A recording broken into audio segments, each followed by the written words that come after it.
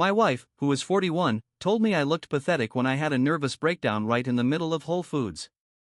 Tonight, while she was in our bedroom laughing on the phone with someone, I found Viagra in her travel bag. Now I am realizing she was not just having dinner with our gay designer. I am sitting on the bathroom floor, and I think I just realized my whole life has been a lie. It is 2 o'clock in the morning, and I am sitting on the guest bathroom floor. I am writing this because I do not know who else I can talk to. I cannot figure out what I am feeling. Shock, I guess. Or maybe just empty. I can hear her. Through the door. She is in our bedroom. She is laughing. She is freaking laughing. With someone on the phone. And it is not the polite laugh she uses for her clients. It is her real, deep laugh. The one I have not heard in maybe a year. The one that made me marry her 15 years ago. And she is laughing like that, but not with me. In my hand, I have her little travel bag, the Patagonia one. The one that is always packed for her wellness retreats. I know I should not have gone through it. I have never done that, ever. I am not that kind of husband. But I had to. 2 weeks ago, I had a breakdown. A real one. I just broke. It happened at Whole Foods. I was standing in front of the oat milk, looking at 20 different kinds, and I could not choose. It felt impossible. So I just sat down on the floor. Right there. The doctor in Denver called it chronic burnout. Sarah, my wife, she did not help me up. She was furious. From the shame. She hissed at me to get it together. She told the manager who came over that I just had low blood pressure. She was silent the whole drive home. And when we got inside, she told me this was extremely inconvenient for her brand. And tonight, I heard her on the phone. I was walking past our bedroom. I heard asset. She said the asset had become illiquid. That it needed to be dropped. And then. No, he has not checked the accounts. He is just sulking. She was talking about me. That is why I opened her bag. My hands were shaking. I did not know what I was looking for. Samples of her serums. A contract for some seminar. And then, at the bottom, a blister pack. For little blue pills. I googled the name. Viagra. We have not slept together in 3 months. Not since everything went to hell. I tried. But I was like the lights were out inside me. And I immediately thought of him. Brian. Our landscape designer. A year ago, I was Dan the Man. My firm, my eco-campus project. I was paying for all her wellness stuff. Retreats, courses. I thought I was a good husband. Then the project froze. Debts. I stopped sleeping. I told her I was scared. She said I was being negative. That her coach told her to protect her energy from me. She started spending more. Said it was brand image. I remember that night I found the receipt. Tableau. The most expensive restaurant in the city. I was at home, trying to figure out how to avoid bankruptcy. And she sent me a text, "Dinner with Brian, do not wait up." I asked her about it. She rolled her eyes. She asked if I was jealous. Of Brian? She said he was gay. Idiot. She said my jealousy was a symptom of my breakdown. That I was paranoid. That he was just listening to her because she was having such a hard time. With me. And I freaking. I apologized. Now I am sit. The laughing stopped. Silence. I heard the lock on the bathroom door click. Was it locked from the outside? No. She just walked up to the door. The door opened. She is standing there. Sarah. Looking perfect. In a silk robe. She looks at me, sitting on the floor. Then at the bag. then at the blister pack in my hand. I am waiting for the screaming. For her to yell that I went through her things. She does not scream. She looks relieved. She smiled. And she said, "Oh, Danny." She has not called me that in years. Finally. I was starting to think you had completely fallen apart.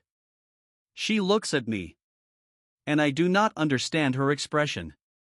It is not anger. It is disappointment. Like I let her down. I am still sitting on the floor like an idiot.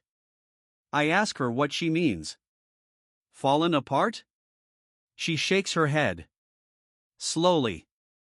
She says she knew this was a mistake. I do not get it. What mistake? She says the mistake was giving me space. The mistake was listening to my doctor. She says her coach was right.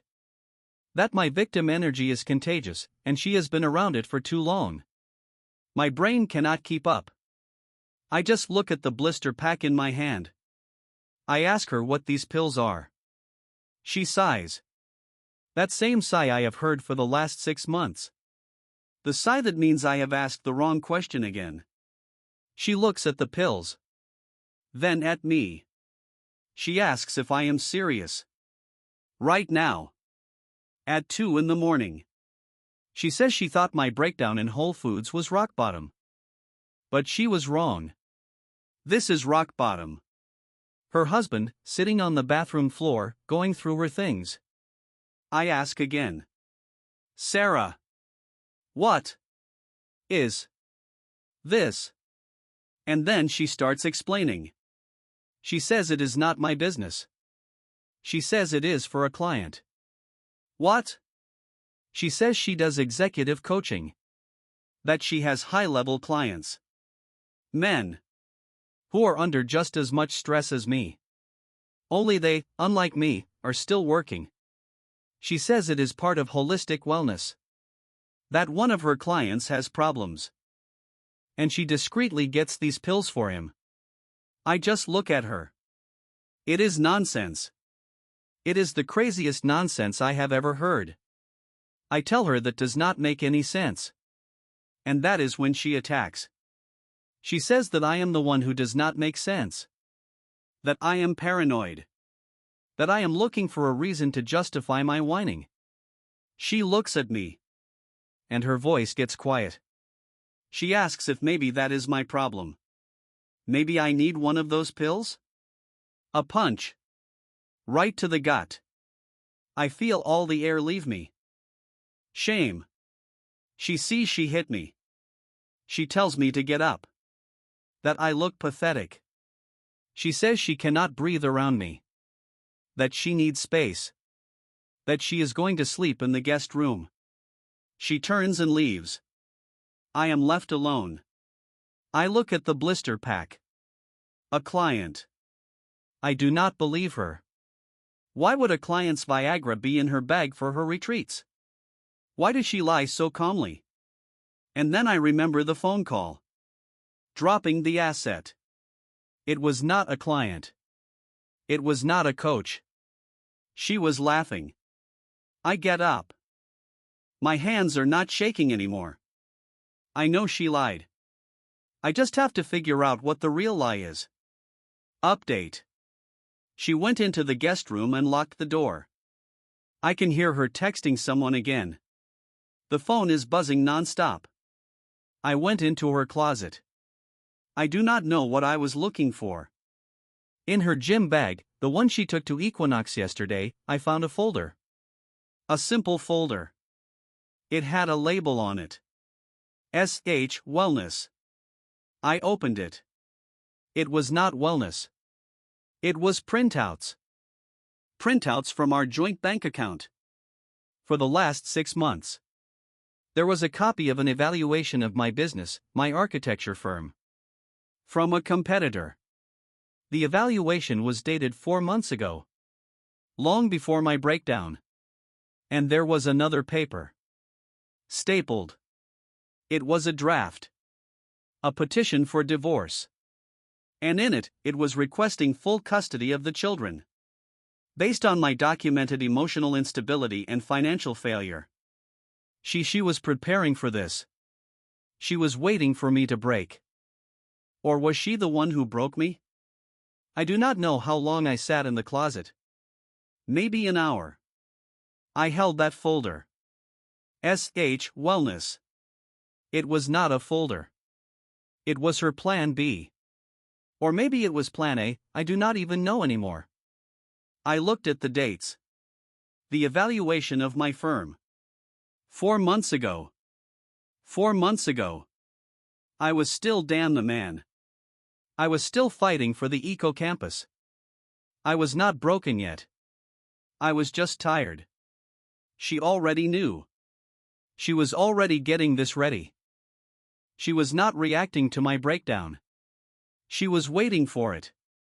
I got up. The folder was in my hand. I went to the guest room. I did not knock. I just pushed the door open. She was there. She was sitting on the bed, cross-legged, with her laptop. And she was on a video call. She saw me and her face was not scared. It was angry. She snapped at me, asking what the hell I was doing. She said I was rude. I did not say anything. I just walked over and threw the folder on the bed. She looked at it. Then at me. And she did not make excuses. She said I was disgusting. That I was rummaging through her personal things. That I was violating her safe space. I asked her. Just flat out. 4 months.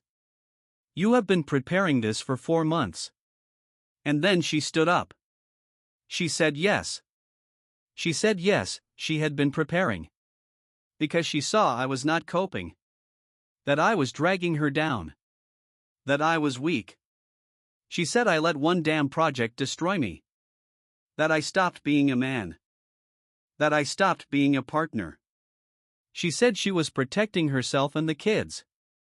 I pointed at the bank printout. I asked if this was protection. I asked about the Viagra. I asked who the client was. She laughed. She said I was obsessed. That my paranoia was the exact reason she was doing this. I asked, Brian? Is it Brian? The gay guy who was just listening to you? She just stared at me. With that same smile from the bathroom.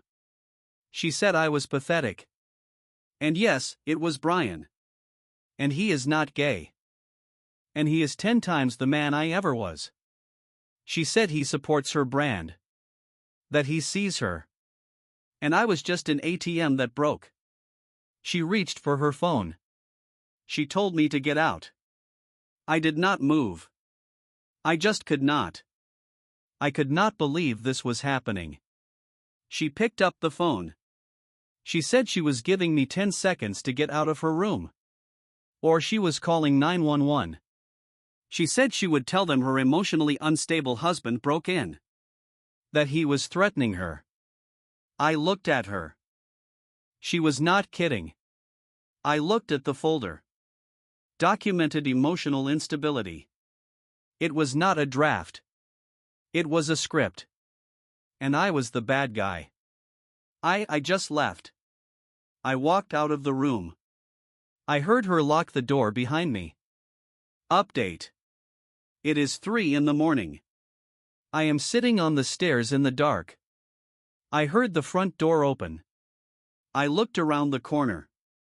She was coming downstairs. With that Patagonia bag and another, bigger suitcase. She did not look my way. I went to the living room window. She went outside. There was a car parked there. A Mercedes SUV. Not hers. She got in the passenger seat. The driver's door opened. He got out. Brian. He walked around, opened the trunk. He took her second bag. He kissed her. Right there, under the streetlight on our street. She was not on the phone earlier. She was on a video chat. With him. She was not just waiting. She was leaving. She left with him. She was not just cheating on me. She had replaced me. And she was just waiting for the right moment to throw me out like trash. I do not know how long I stood there at the window. They left.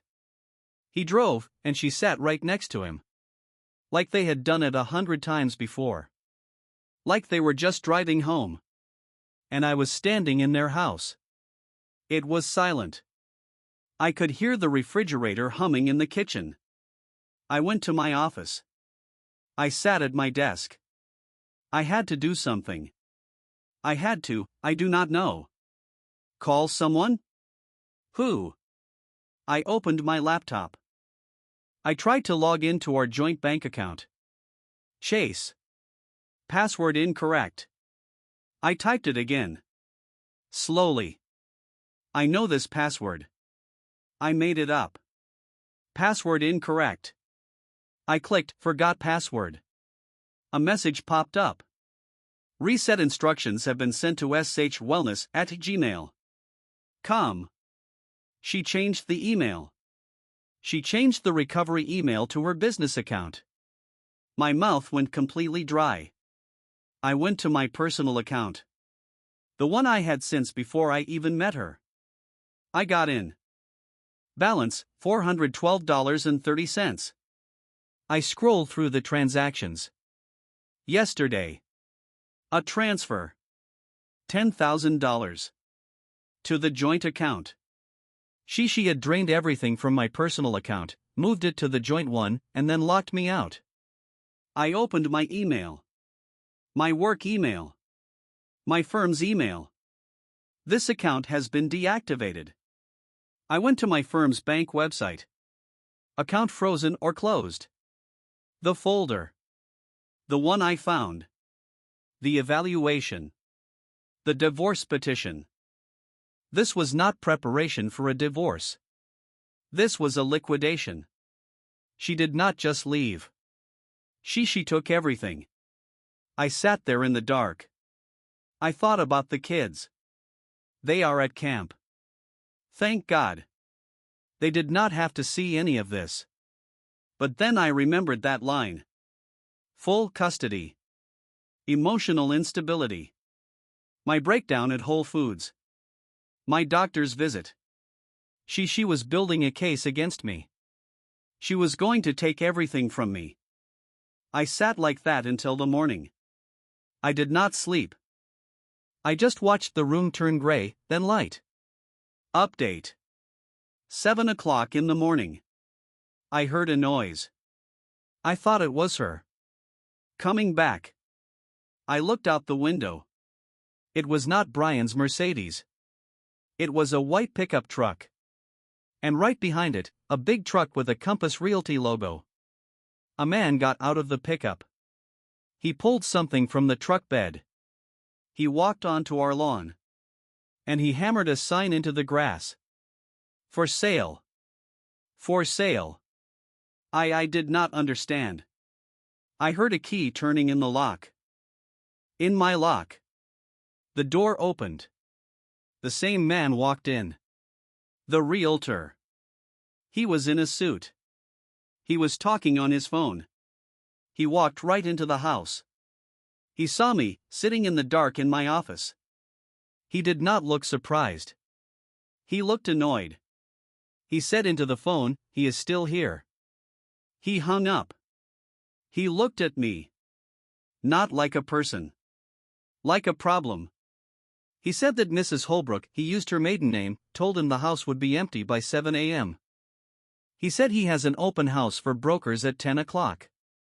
And that I needed to vacate the premises. He told me to leave. My own house. I just stared at him. He said that if I did not leave, he would call the police. And then I understood. Her threat. 911. If I did not leave, he would call the cops. They would show up. They would see the emotionally unstable husband refusing to leave. She had planned everything. I was trapped. I stood up. I went upstairs. I grabbed a backpack. I put my laptop in it, which was just a useless brick now. A toothbrush. And that $400 that weight. I did not have $400. I had nothing. I grabbed my phone. And a charger. I walked downstairs. The realtor was standing by the front door. He was holding it open for me. I walked outside. I stood on the driveway. In yesterday's clothes. The realtor closed the door behind me. I heard the lock click.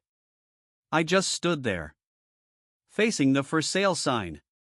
And I did not have my keys. It has been 6 months. I am writing this from my new apartment. It is a studio. Small. With a view of a brick wall. I found a job. Not at my firm. It is gone. I work at a big, soulless corporation. I draw parking garages. It is not the eco-campus. It is just a job. It pays for this studio and my lawyer. The divorce was hell. She used everything. My breakdown at Whole Foods. My doctor's visit. She even somehow found out I had looked up Viagra. She presented it to the court as proof of my obsession and paranoia. She got the house. She sold it immediately. She got primary custody of the kids because I was emotionally unstable and unemployed when she filed. I see my kids on weekends. Every Saturday.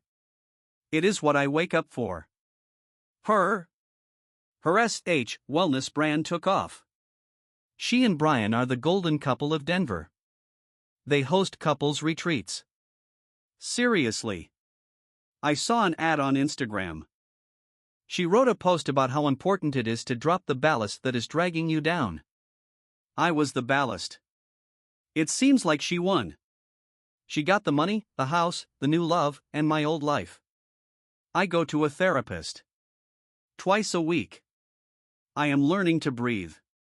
I am learning not to hate myself for breaking. Update. I almost forgot. That karma everyone waits for. It does not exist. Not like in the movies. But 2 weeks ago, I got an email.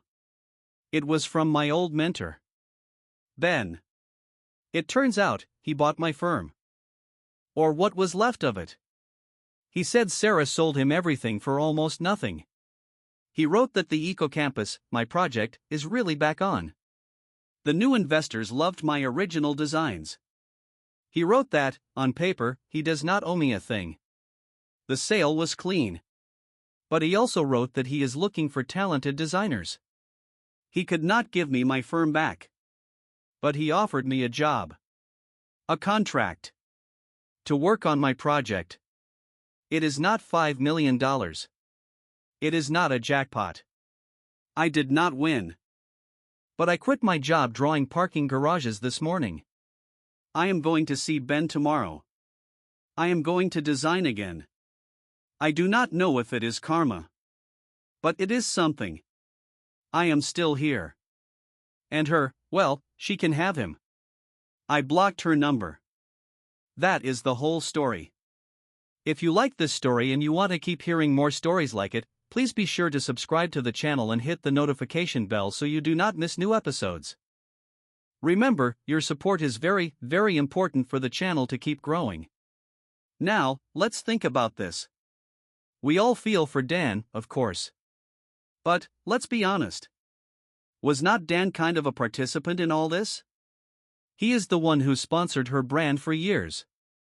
He paid for her finding herself. He created this wellness princess, and then he was surprised when she did not want to live with a bankrupt guy? In a way, his breakdown was just a breach of contract. He stopped being the ATM, and she just found a new one. It is cruel, yes, but... What do you think? Was Sarah always like this, or did Dan create this monster by enabling her? If he had not broken down and had kept making millions, would they have had a happy marriage? And what kind of marriage would that be? And the main question, him surviving and getting a new job on his project, is that karma, or is he just getting back on the same wheel that already broke him once?